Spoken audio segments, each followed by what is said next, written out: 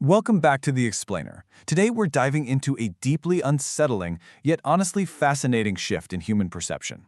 I want you to picture a cinematic, almost disorienting scene for a second.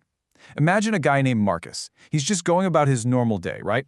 Maybe he's grabbing a coffee, waiting for a train, totally mundane stuff. But suddenly, the overlapping background chatter in the public spaces around him starts to feel different. It starts to feel like the completely random conversations happening at the tables right next to him are somehow speaking directly to his private, internal thoughts. It's a pretty chilling premise, isn't it? Imagine he just stops in his tracks. He pauses, actively replaying these fragmented, overheard conversations in his head. A little snippet of dialogue here, an overlapping voice there, and he starts noticing how these seemingly mundane interactions appear to be perfectly, almost impossibly aligned with his recent private experiences or even his current emotional state. The background noise of the city suddenly carries this heavy, almost suffocating feeling of being watched. It seems as though his environment is literally mirroring his mind. But the crucial question we really have to ask ourselves here is, why? And this brings us to the core ambiguity of our entire overview today. We are exploring Marcus's perception of pattern formation. We aren't here to confirm if he's actually the target of some highly coordinated surveillance operation. Objective reality almost takes a back seat right now to his subjective experience. Marcus is starting to connect the dots, but the question hanging in the air is, are these simply isolated, random coincidences? Is he projecting his own internal meaning onto the outside world? Or is there actually a pattern forming in all that noise? Let's break this down in Section 1, Anatomy of a Coincidence, and what happens when that background chatter gets just a little too specific. You see, as our sources point out, we humans are wired, literally hardwired to detect patterns. From an evolutionary standpoint, this ability is absolutely crucial. It helps us learn, survive, and make sense of what is basically a chaotic world. But this superpower has a flaw. Because our brains are so incredibly hungry for meaning, we can sometimes see things that simply aren't there.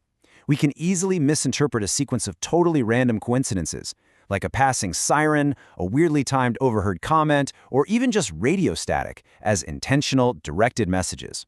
Which brings us to Section 2, Signal or Noise. We really need to talk about the limits of human perception here.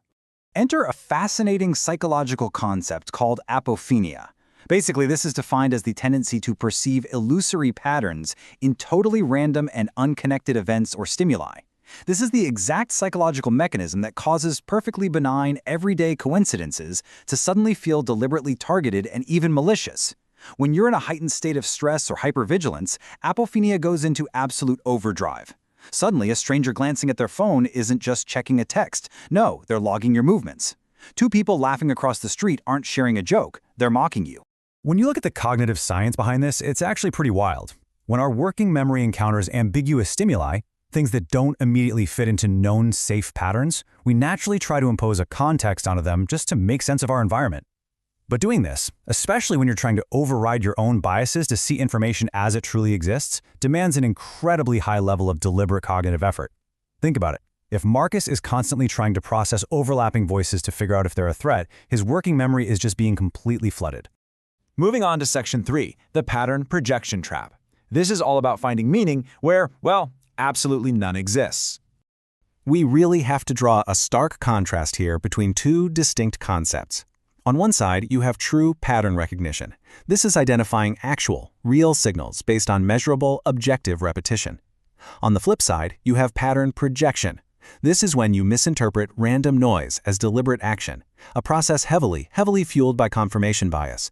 When you project, you're essentially taking your own internal anxieties, your fears, or just an unmoored state of mind, and you're mapping them directly onto the outside world. You aren't discovering a narrative, you're writing one without even realizing it. So how does someone fall into this trap? Let's walk through what we can call the cognitive cascade. First, it starts with experiencing ambiguous sensations, or in Marcus's case, overlapping public noise. Next, the brain scrambles to explain this weird anomaly. Because there isn't an obvious answer, the brain assigns illusory agency to the event, meaning it just assumes someone or something is deliberately causing it. Finally, confirmation bias steps in, and it locks the self-referential narrative firmly in place. From then on, every subsequent coincidence is viewed as absolute, undeniable proof of the theory. Okay, let's bring it back to Marcus for a second. He's standing there, in the middle of a crowded train station. People are rushing by, voices are echoing everywhere. He hears a phrase that perfectly matches a deeply private thought he had just an hour ago. Is he just projecting meaning onto random urban chaos, or is there actually a signal buried in all that noise? Honestly, how can anyone, trapped inside their own perspective, truly know the difference? Which leads us to Section 4, the investigative discipline. How do we actually go about separating our perception from objective reality? There's this amazing golden rule for escaping this psychological maze.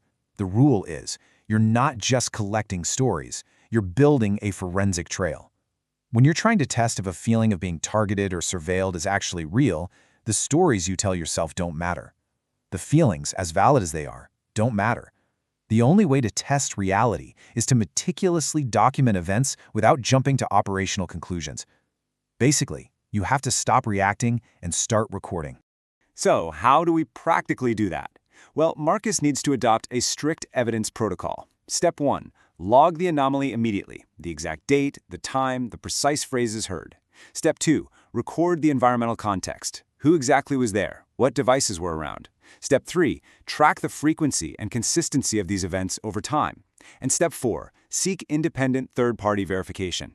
Can a camera capture it? Can a friend verify it actually happened? He has to figure out a way to turn invisible, fleeting feelings into hard, measurable data. Let's see how this actually plays out in practice when we map it out in an incident logging matrix. By structuring data systematically like this, you make it virtually impossible for the brain to rely purely on faulty, emotion-driven memory. If Marcus thinks the same specific phrase is haunting him, well, writing it down shows exactly when and where it happens. If it only happens in loud, crowded places, the data might point toward his brain just misinterpreting acoustic noise. But if it happens in highly specific, controlled environments, the data starts telling a very, very different story. The difference this kind of discipline makes? It is honestly profound. Just look at the contrast. Saying, "It feels like they know what I'm thinking." That is a subjective feeling. It is entirely real to Marcus, and it's undoubtedly terrifying, but it proves absolutely nothing.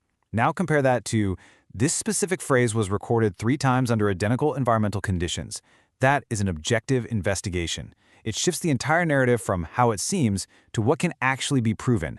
It strips away the apophania and leaves you with only the raw mechanics of the events. And that brings us to our final section, Section 5, Beyond Coincidence, Crossing the Threshold of Reality. Even when you have data, you've got to stick to the rules of evidence. You must avoid early conclusions. You literally cannot assume malicious intent without physical data to back it up. What you're looking for is undeniable consistency. Remember this, a single anomaly is just noise. It happens to literally everyone.